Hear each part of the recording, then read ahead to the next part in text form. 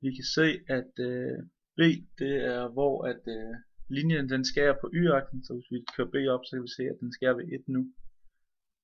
Og det er sådan det B det betyder. Og så kan vi se, at A, det betyder, hvor meget den hælder, så hvis vi kører den lidt op, så begynder den at hælde mere og mere.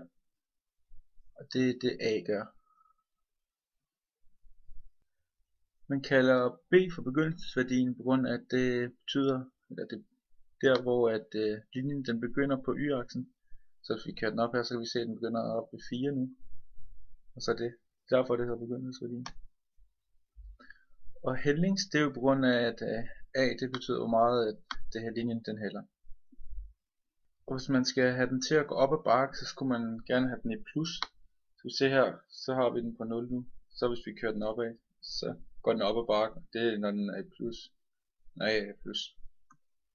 Og så modtagende, når den er aftagende, så kan man bare køre den anden vej.